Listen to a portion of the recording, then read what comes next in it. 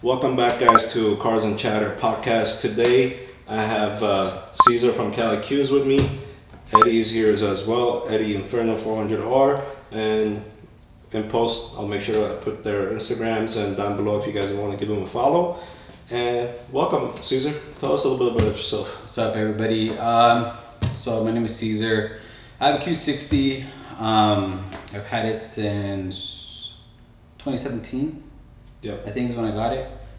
It's been a few years now. It's been a fun journey. A few things coming, changes wise to the car. Hopefully, 2022 will be a start of the. I don't even know. It's my third version of the car now. Probably from the first one, then wrap, now another wrap. So we got some things in the mix. Hopefully we'll get that going pretty soon. Got some things going for California Q's as well. We're gonna do some more shows this year.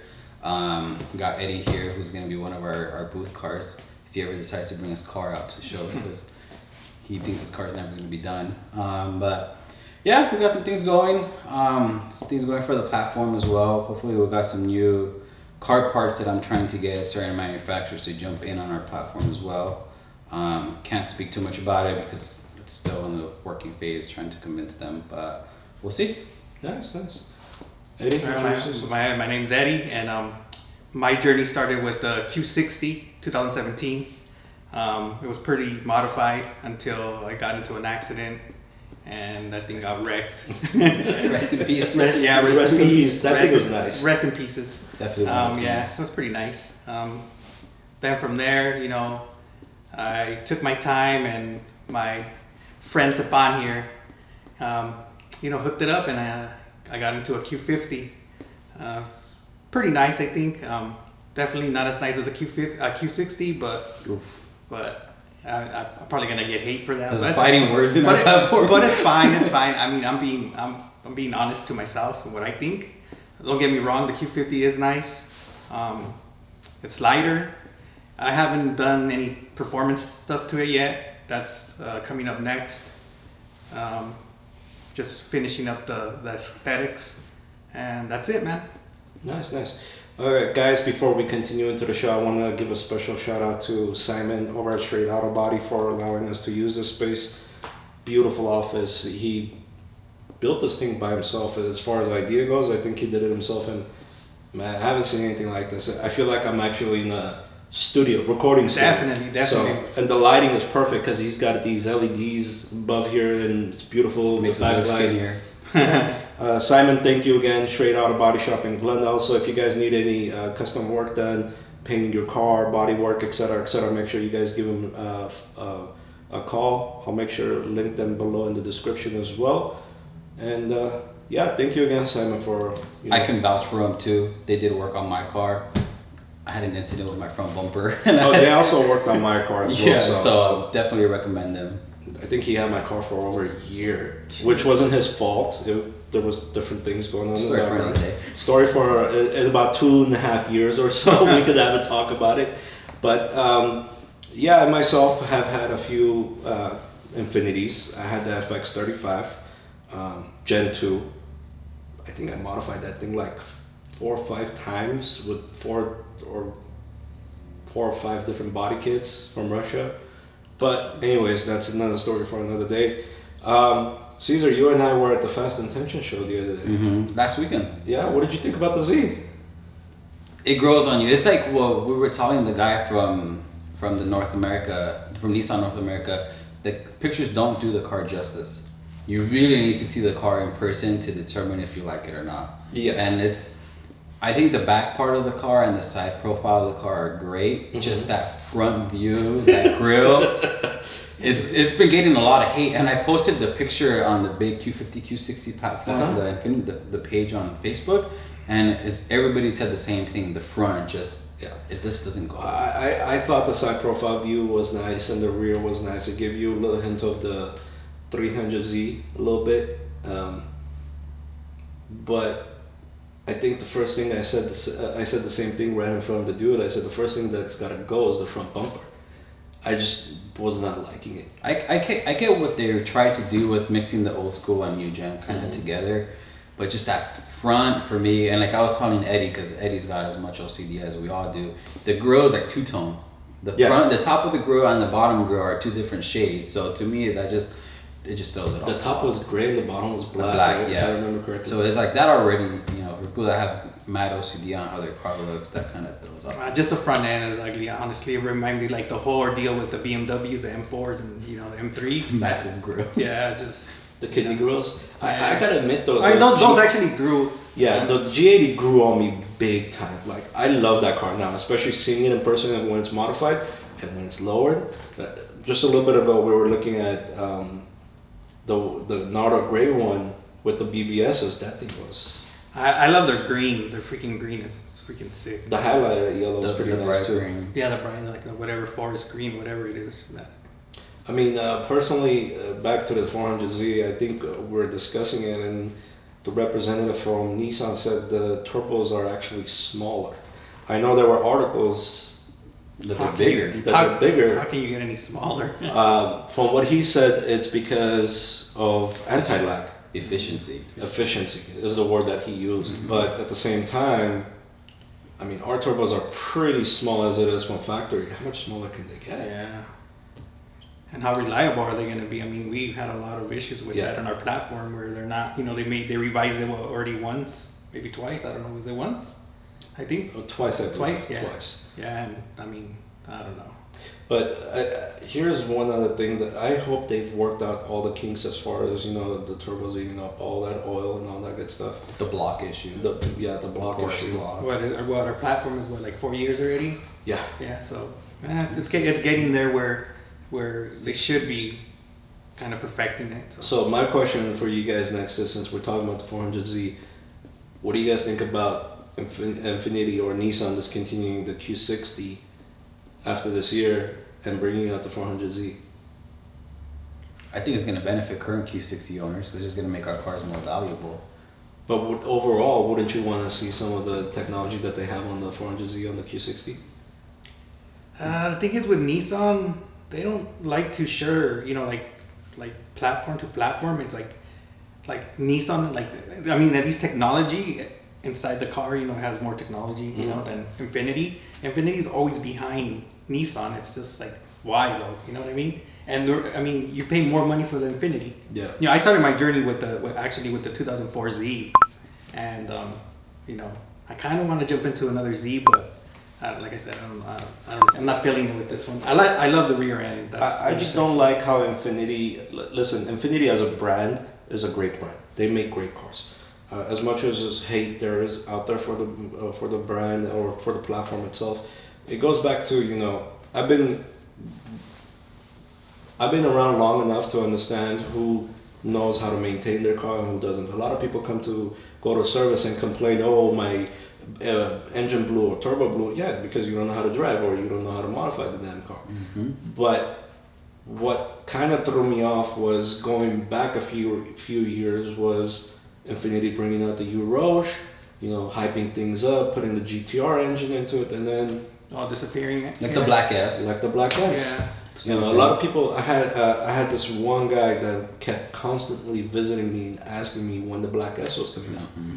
And the guy has multiple GTRs, Zs, and Qs, but nothing on the Black S. I mean, honestly, you're right. I mean, I had my 2017, the Q60. I never had an issue with it. I mean, it was highly modified. I had it AMS tuned, and I drove the crap out of that thing, and I had no issues with it. Not a blown turbo, not any oil consumption or anything. But you know, I did do all the modifications like heat exchanger, all the you know. So what's different about your car versus to everybody else that blows their engine or turbo? I don't understand. That's what I don't understand. I don't know if they're like.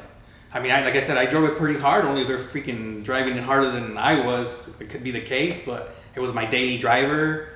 I mean, it had bags, it had everything, and I drove that thing everywhere. Especially when we would all get together. You Yeah. beat it up. Oh yeah, definitely. Those are the best times. Yes. But you know what I realized with all the older gen, like the 16s and the 17s, a lot of the people that were having like the motor issues was within a certain mile range. Anything over like 55 into the 60s, you see a lot of people having their bad blocks. And I see that post a lot on the Facebook pages. And a lot of people that would reach out to me, that's when people started having their issues. I see. That's what you mean. See, the way I think about it is, One of the biggest issues was on the manual it says do the oil changes at 10,000. I will tell everybody right now, do your oil changes every 3 months or every 4 or 5,000 miles, but make sure you guys take a look at the oil levels all the time. But it's about how you maintain the car. Definitely. There was a thread the other day on the Facebook page. The guy goes, the dealership's changed my injectors like 14 times, and I commented saying, are you running any high pressure fuel pumps? He goes, yeah, I have the AMS big bore pump. I go, are you on OEM injectors or are you on the aftermarket ones? He says, OEM. I go, yeah, no shit. As soon as you start up your car, they're gonna go bad. See, a lot of times when you modify your car, you gotta modify it correctly. Don't do one thing and wait for the other. If you're gonna do it right. Get everything all at once and put it into the car. I get it. We all get excited as soon as we open the package, we see something, we want to jump into it. But at the same time, do it the correct way. Everybody just wants horsepower, and then when things blow up, they're like, oh, I'm gonna need to fix it. Yeah, it's like also like, you know, like you have to change out the fuel rails, you know, that's another issue. Yeah. With delamination and getting into, you know, particles getting into your system and getting your injector stuck.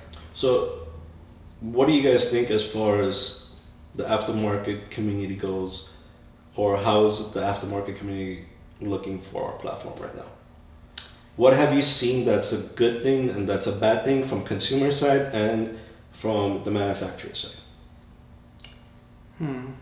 I mean, our platform is just expensive. I mean, we don't have, well, I don't know. Compared to others, we got Yeah. Says the guy that bought everything as soon as everything came out. Literally. Well, I mean, like, I just feel like there's not, well, back then there was not enough companies making stuff for us, you know, and I think the Z sharing our engine now is gonna open everything up and probably get cheaper stuff. I'm hoping, but yeah, everything's expensive. I'm not gonna lie. I'm not gonna sugarcoat it.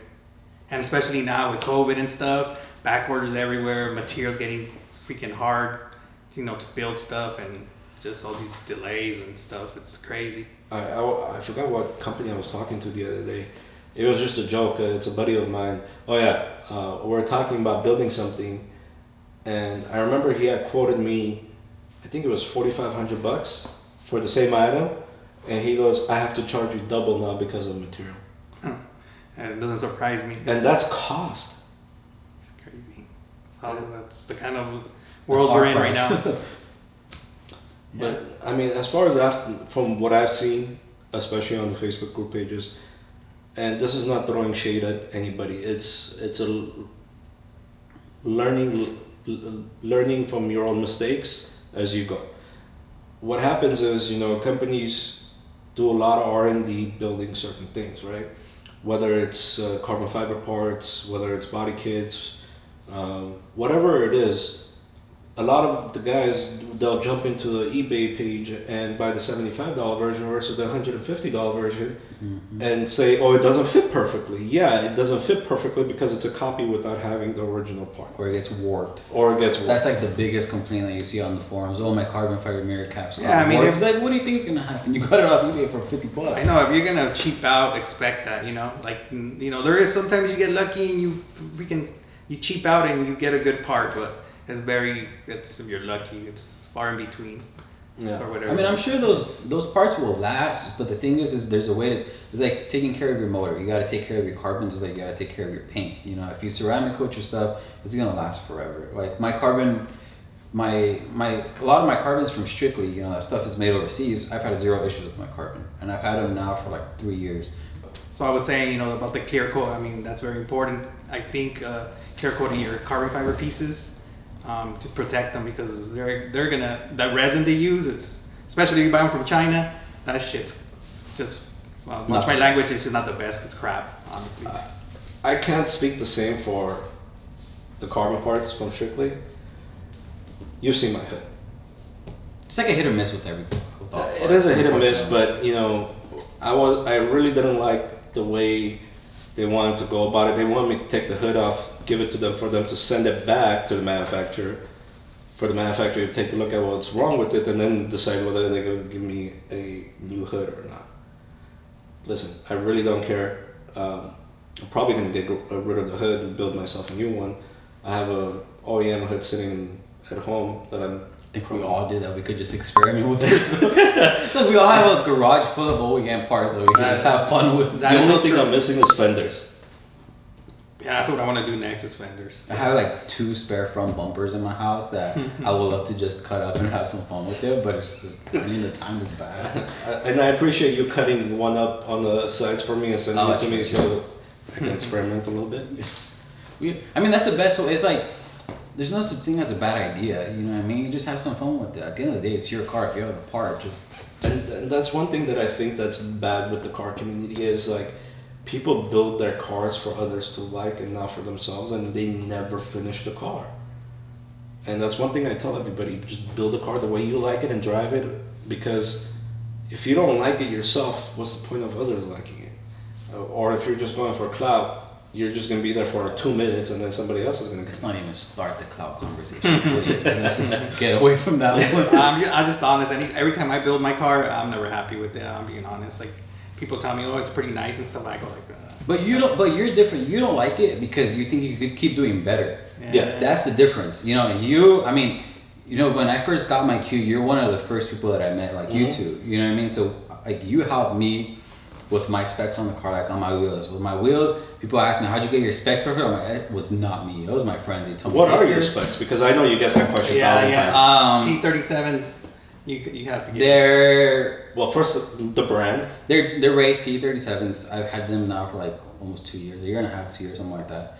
And I got them used. So and they're the classic ones, like OG. They're the like, OG ones. OGs. And I'm not a big wheel person. Like if I like the look of it, then I'll go with it. Like I like my ESR RF2s. My previous wheel. I love the design. That's why I own them. I'm just gonna be honest here. I know Cesar for a while, and like he said, you know, we started talking about we both have the same car, blah blah blah. He honestly, to tell the truth, he didn't really care for T37s. I didn't.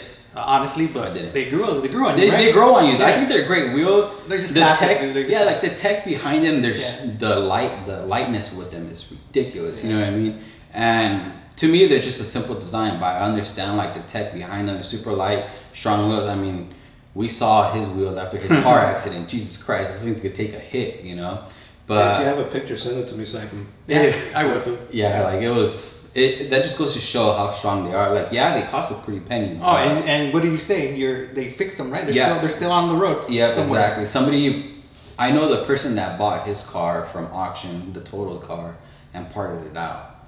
So I know people that have like your old exhaust, have your old wheels. My car lives on. Yeah, it lives on slowly. And then we all got some of the parts from his totaled car, so his car like lives on in our car, which is just cool. And back to ESR, I know ESR has come a long way. Their wheels are looking pretty awesome.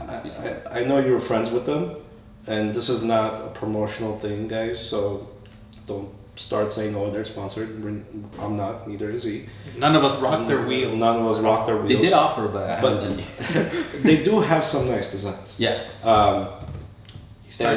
Everybody starts from somewhere, you know? Yeah. And they've grown. You know? And I gotta also say, and again, this is not because I'm sponsored, but for example, Ferrata reached out and they actually on the CM1 and the CM2, they actually have a wide body version of the wheel. So if you have a wide body, you can just get the wheel and just slap it on and be done with it. You don't have to worry about it not fitting right. Like, Exactly. They did all the leg work as far as fitment, which makes it nice. Which is cool. Mm-hmm. But going back to your conversation about fitment and all that, the T37s were something that I always liked, but it never fit me as far as my visual, as far as the wheels go, or the car and the visual of the car itself, right? And I just felt like it was something that was overused by everybody.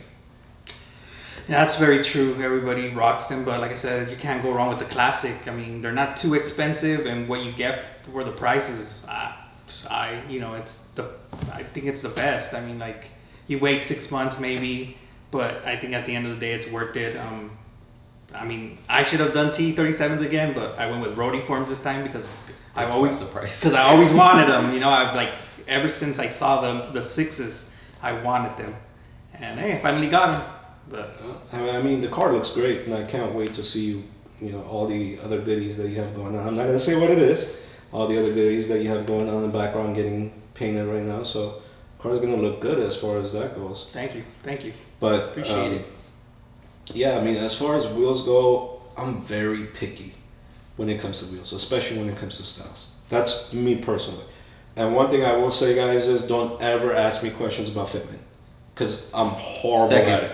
Don't. Okay, but share your Message I mean, it. I know. Message it. Oh, hell no. But like, Oh, so you never finished your story. What so what are your my specs? front. Oh yeah, that's right. So my fronts are 19 by 9.5 plus 22. The rears are 19, 10.5 plus 22. So I had somebody ask me, how'd you get perfect fitment? And I'm like, I would never take credit for my fitment because it was these guys that gave me my specs. When I had my ESRs, Adam told me to just do the plus 22 with the same specs. And when I found these, they were the exact same specs as my ESRs. Yeah, the Q6 is just a wide bitch. So you can fit some pretty beefy tires and wide wheels in there. Well, I wish I could fit bigger tires. Well, I can only run 275. Yeah, but you were on air, right? I don't want. I get. Hey, look at but JV. still. JV, you know, our friend JV, his new setup. Those things are pretty wide in there. You know. I think he's running on 255. In Oh, okay. See, I would. Yeah. Like I know the That makes wheel sense. itself can hold a 305 comfortably, but with the offset, I can't. Oh yeah. When I had my Q60, mine wasn't a 22. I had like 30 plus 32. I don't know what it was, but I was able to fit like a 295 right there. So that was pretty wide. That's the only thing. I wish I could run wider, but I can't. Before we continue this conversation, I do have one question for you, and you possibly. You kind of remember how we started talking. How the hell do I know you? Or how the hell did we meet? So I haven't. I was kind honestly, of. I don't remember. So to be, I'm really straightforward. I was like the total fanboy of your car. Before I got my car, so I like to do research of what could be done and stuff like that. And before I got the car, I looked up Q60s on Instagram to see what people have done and whatnot. And yours came up, so I started following you right away. And then I saw you did like a car meet at the dealership. Yeah, At Glendale Infinity. Yeah, Glendale Infinity. And that's when all the OGs were there. You were there, Sandro, Arash.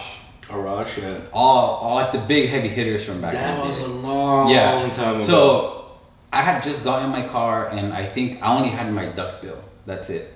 So I remember I got there, I saw all these like crazy fixed up queues. I'm like, I'm parking outside. Screw this. Like my car does not feel worthy of parking in the parking lot because he did it in the back lot that you guys have. Uh-huh. So I went and I remember I saw your car and I was like, oh my God, it's actually here. You know, I remember taking pictures, I remember tagging you, but how we actually started talking, I have no idea. But I just remember seeing you there that day. I'm like, oh, that's the owner of the car. Because we became, all three of us, we became really close friends. Because honestly, I don't recall how it happened, but that's one of the greatest things about the car community is if you're open about everything, which is the next conversation we're going to talk about, you know, you can create some great friendships behind it. Or some people even, hey, find their love when it comes to that stuff. But because like if it's like you say, we're open, our friendship goes past the cars. yeah, It's like if we decided to sell our cars, our friendship would still be here. No. If he sells his car and keeps the T, I'm not talking to him again. That's BS. You know that's I will block him. I will block him. he really hates the Tesla like with a passion. I hate that thing. Hey, It sounds like a UFO. I'm gonna put it in Straight up. reverse, but it picks up. Yeah, it does. I'm not gonna lie. The That's instant torque is instant. crazy. Instant. Like that's But crazy. it's funny because when it comes to like we don't like when me and Sepan talk like on a daily, you know, but we don't even talk about cars that often, you know. We just like talk our daily stuff. Me and Eddie, like we see each other when we go to events and stuff like that because he's always working, you know. He's always doing his thing. Same like we don't see each other that often, but we talk often, you know. And then it's nice that when we show up to our car events and our meetups, you know, we pick up where we left off. Yeah. You know, it's like Definitely. it's a brotherhood. You know? Definitely be brothers. Yeah, definitely. Especially with this guy, I remember when I met him because we did our first California Q's meetup. You know, we wanted to start something different, so we did a meetup at a Hooters. Yeah, it was like and four there was of us. 4 of us.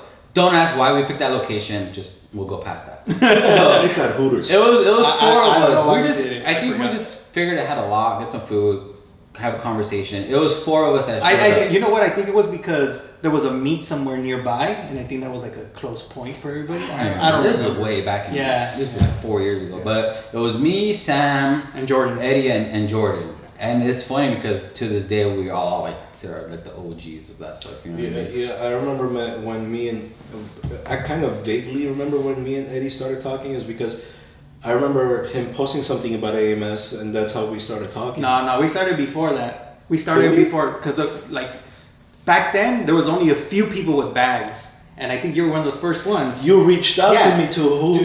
Because Universal Air did your setup, and I was looking for a kit for my car because I really needed airbags at the time.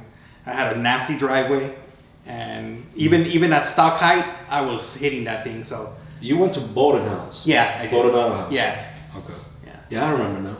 That's how we started. Yeah. With Zach. So like we were talking about earlier, like how we met and stuff. You know, it was Universal, the bags, and then from there it just led to our relationship, like friendship. Yeah. Oh, Yeah. relationship. Oh. Hey, I'm married. Then they went on their first date. Yeah, and stuff. Yeah. But you know, again, going back to having open conversations with people, right? What I see a lot is people not wanting to share their information, how they're modified, or what their wheel specs are, or what they have under the hood.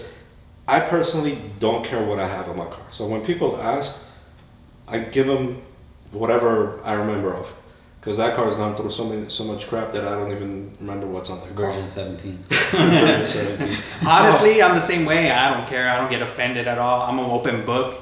You ever want to reach out to me, you're free to do so, and I'll tell you what I have. You know, I'm not saying I'm very knowledgeable, but I've been around for a while and I kind of know some things, I guess. Yeah. And I'll share what I know. I don't care. I mean, I don't know why people freaking be all secretive about their builds and stuff. At the end of the day, people are gonna find out what you did and they're gonna copy you. And hey, you should take that as flattery. Somebody copies you.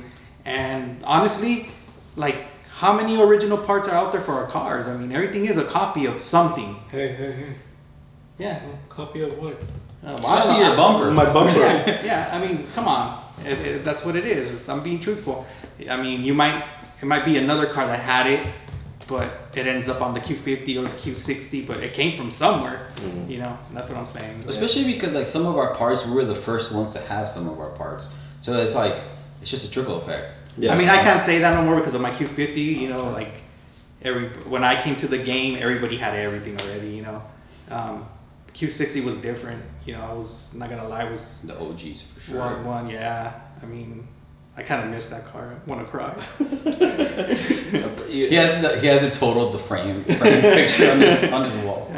You know, when I started building the Q60 Black S bumper, it was a scary moment because it's like you're cutting up a brand new bumper and you're creating a new bumper. You just don't know what's happening behind it, right? It's a scary moment because once you're done, you don't know if it's gonna be a perfect fit. Mm-hmm. Or yeah. And I was spend a lot of money. Yeah, I was And happy time. with it. Yeah, time. It's important. Yeah, I was really happy with the outcome, and you know, one thing I'm happy about is the way. I think the bumper itself was about 90 to 95% identical to the OEM one, with the exception of certain curves here and there. But I can say it looked 100 times better than certain models out there right now. Yeah. And The fitment was perfect because you worked off of the OEM one. Yeah. So, I mean, you don't have to worry about this having to take off, that having to take off. I've done some stories about, you know, those aftermarket bumpers, and dude said I think he spent about $5,000 or $6,000 getting the fitment correct. I guess that's what the body shop charged him. I'm not saying that what every person is going to pay is $5,000-$6,000, but $5,000-$6,000. That's the thing. People need to understand that once you start going real aftermarket with, you know, bumpers, fenders, and stuff like that, it's not just buying it, slapping it on. You're gonna have to pay a premium to get it to fit perfect. Mm-hmm. You know, especially bumpers that require so much more modification. And fenders, a hood, you just slap it on and then you just adjust those things so it can fit flush. You know, it's easy. But everything else, no, thank you. And then in the fenders too, like I know Q50s don't have that issue, but like the aftermarket Q60 fenders, they messed up your fitment too. Yeah. Because they add, I think it's 20 millimeters of make Half an it inch. wider. So well, it's- the Q50 does that a little bit, but it's not, like you said, not enough to. Like, but for really- us, yeah. it's like this is gonna change your fitment Yeah. big time. You know, people always ask me, why don't you have the fenders? I'm like, I like my fitment. Like, I don't want to throw on a spacer, no offense. So people are running spacers, I mean, go ahead. I mean, with spacers, I mean, it just, there's a certain, you know, like, I guess, millimeters that you don't want to go out of to make them unsafe, I guess. yeah, I mean, having a small spacer, you know, 15 mil or whatever. 2-inch spacer. You're good, you're good. But, yeah, there's some scary ones out there. I know. I'm not. I got a 2-inch spacer. I'm not mentioning names. But Yeah, I can say it. I have no issue saying it. But you know, unfortunately, that's what it had to come down to. But thankful to Ferrara again, they're sending me the CM2s, which is perfect for the wide body. I might have to put another 5 millimeter, maybe 10 millimeter, but it's better than having the 2-inch spacer. That's for sure. But I mean, yeah, but like I said, when you do spacers, if you do like extended, you know, studs, you're good too. Yeah. That makes it safer. There's things to make it safer. I mean, I've never really seen anybody have issues with, you know, with spacers at all. You know, like I've never seen nobody crash. That I know of. You know, so. I had a spacer Have you? on my art. No, Yeah. no. The thing is, you want to buy the right ones. Yeah, Too, yeah, you don't want to cheap out on that. It's like Exactly. you're writing your life on those I things. think the way I got mine was actually somebody referred me to a company in Vegas. They custom make spacers, and they ask you how much power are you pushing, so they know how much the strength behind it. the strength behind the spacer itself goes. Specs and- And they make it specific to your car Mm. with extended studs and everything. So I'm not gonna. Yeah, there's like I said, there's always some way to do things right. It's gonna cost you, but at the end of the day, you know it's right. Back to your conversation about people asking things. Oh yeah. You mentioned something earlier before we started about people being polite. Oh, yeah. Oh, it's gonna be a trick. It's gonna touch the people with. Okay, so we've been in the community for years now. Yeah. You know, it's the spotlight is on the cars, right? Mhm. So on a daily, we get asked multiple questions. This specs. Where'd you get this? Where'd you get that? All this stuff. My advice to people, I share all my stuff. I'm an open book. Literally, my full model list is on my highlights on my Instagram because I feel like if you learn something, it's to share to the rest of the people. Sure. Share the knowledge. You know, exactly. Share the knowledge. You know, we learn through the forums what to do, what not to do through our own builds, what works, what doesn't work, so on and so on. If you're gonna DM somebody on Instagram, initiate a conversation. This is just my my pet peeve, you know. And I don't like to leave people on red because I think it's rude. You know what I mean? But initiate a conversation. You know, it's like we've had this conversation multiple times when people are like, you know, hey, how are you doing? Hope your day is well. I had a few questions. You know, if you have some time, can I ask? And let's do it. You know what I mean? Let's answer your questions. But when people are just straight out DM you out of nowhere, hey, where'd you get this? I'm like, I'm not answering. And then if you do answer, they just leave you on red. Don't even say thank you or anything. No, like that. it's like politeness is gonna take you far in this industry, you know, in this community. And the worst part is if you're gonna come at us like that and then we leave you on red, don't take it personal. It's just do things the right way. You know, we're gonna take time out of our day to respond to your question. At least have the decency to initiate a conversation with us. That's one thing I'll say. You know, there's sometimes when I had this one guy from overseas message me. I don't remember exactly where it was from. And he kept asking me about parts. He goes, should I do this? Should I do that? I told him, listen, my opinion makes no difference to how you want to build your car. Build your car as you want it. Don't listen to what other people have to say. Mm-hmm. The only advice that I tell people is don't cheap out on anything. Because if you do, you're going to be complaining throughout the whole time. Fitment's this, fitment's that. I cracked it, I got to get another one. It barely touched the ground, it's already broken. Whatever. Pilot flew off the freeway. I hear that one a lot. Yeah. That's true. Sometimes it becomes ridiculous with the amount of complaints that I hear. Yeah. But what is one advice you yourself, both of you, would give to people when it comes to building cars? Don't do it. It's a money pit. It's a money pit. Um, Invest in a stock. just get ready for your wallet to be empty. Definitely. That's not an advice. That's not bad advice, but I'm just saying. I'm going what he was talking about. Advice. is, you go for it, Cesar. I don't know. My advice, it goes back to something that Sepan said: build it to your own liking. Yeah. Remember why you started modifying your car. Don't give up. The one thing that I see nowadays is, okay, this is just my observation. As soon as some people start getting a little bit of attention, they change a lot. You know, they start getting a little bit of clout, then they start. Don't be that person. Don't be that person. Don't be like Eddie, you know, cowboy. Hell no. I'm like the least known member of everybody. It's funny because he's very low key, but he has one of the best cars, Yeah. you know, out there, which is the funny part. But that just goes to show you, like, people's true colors. You know, I'm not about clout. It's like, be truthful to why you started. You wanted to have something. Like, to me, I always wanted to build a car. Always. You know, my brothers were into cars back in their day. I always enjoyed learning about them. I always wanted to have fun with them, but I never had the funds to do it. You know what I mean? Once I finished school, I started working. I'm like, okay, I want to build something. My previous car before the Q, I had a C300. I wasn't going to build that thing. You know, there's no point to it. So once I got my Q, I'm like, I want to have some fun with this one. You know, that's why I started looking up your car, Sandro's car, all these cars to get inspired. And I was like, I want to have some fun with it. It just escalated to, you know, different levels of stuff. So, but my thing is my advice is have fun with it, build it to your own liking. Don't build it to see what others are gonna say about it. Yeah. Don't build it and be like, oh, hopefully my Instagram followers are gonna like it. Like, as long as you like it, have some fun with it. Yeah, that's all Instagram isn't the one paying for it, you know what I mean? Your friends aren't the ones paying you for it. So it's all coming out of your pocket. And yes, be ready to spend a lot. Yeah, that's definitely true. That's the one, I think that's a question that we probably get asked about. Hey, how much money did you put into your car? That's one math that It's like, choose you to know, not you do. want to grab a bat and just. I choose to not do the math. My advice is just don't give up on your build. You know, things are always gonna go wrong. It's part of building a car, and don't get discouraged and just keep going, man. It's gonna cost you and stuff. Like right now, I mean, one of my side skirts is all getting bubbly and messed up, and That's custom too. yeah, It was a custom side skirt on top of that. I'm disappointed, but you know, what are you gonna do? Just keep going. I'm not. Yeah, I get hurt a little bit, but you know, it's part of building a car. Something's always gonna happen. Yeah, and one thing that it's funny to hear is when people buy aftermarket things, you know, if the fitment's not 100%, the first thing they do is complain. Oh, they call out the manufacturers when They go on Instagram, post them, go on Facebook, post them. It's like, dude, reach out to them first things first. Reach out to them, talk to them, see if there is a fix for it. If there is a fix, okay. If not, return the item. It's simple as that. Yeah.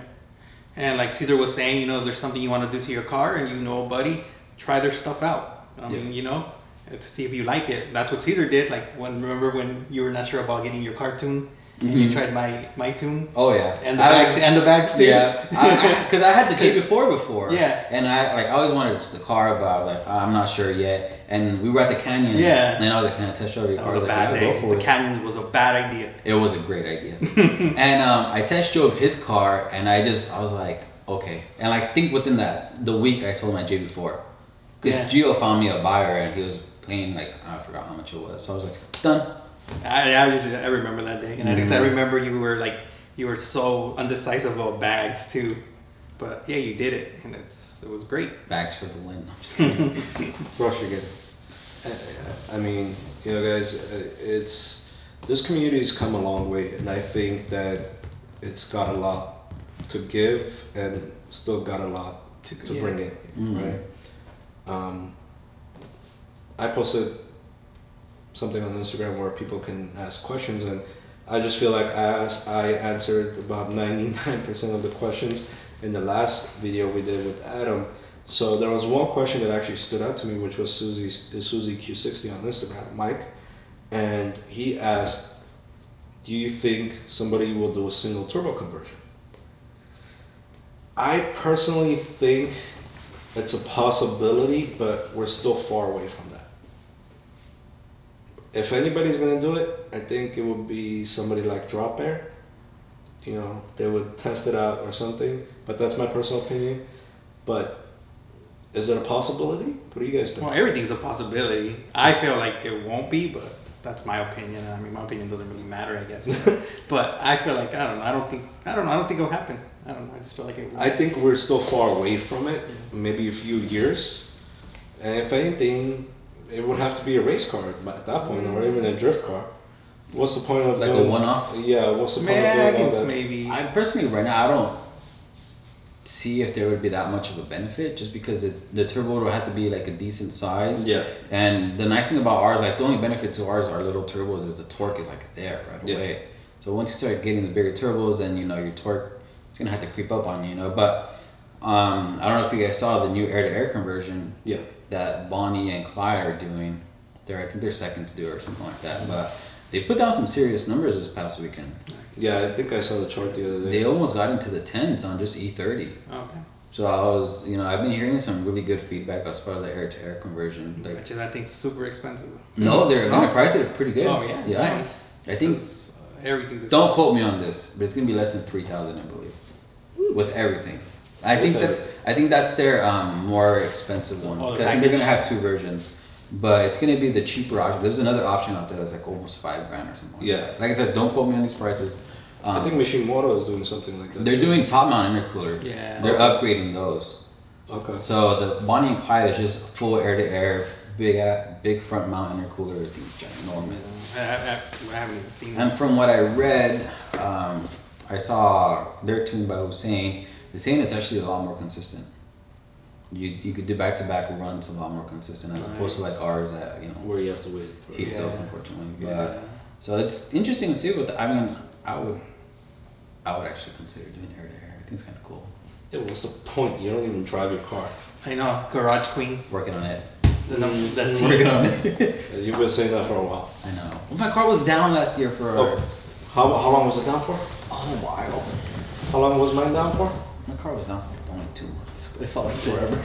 Over. No, my car was down for like 3 months. It was like, my car was oh, yours was down for longer, obviously. like over but- a year, dude. I didn't even know you had a queue after a while. I know, right? No pictures, no nothing. Nothing. Like missing. I was getting DMs. Hey, where's your car? Oh, it's parked in the garage. Oh, okay. You don't drive it? No, it's just parked in the garage. Sees it. See that? Seriously. So. No, dude. But show season's coming again, so we'll have some fun. Show season is coming, but I feel like a lot of the old school shows need to go. Oh. Uh-oh. We'll save that topic for another show. No. Episode. That's just, okay, fine, but that's just my personal opinion. I think a lot of the old school shows need to go because there is no organization and no priorities whatsoever. It's just coming down to money.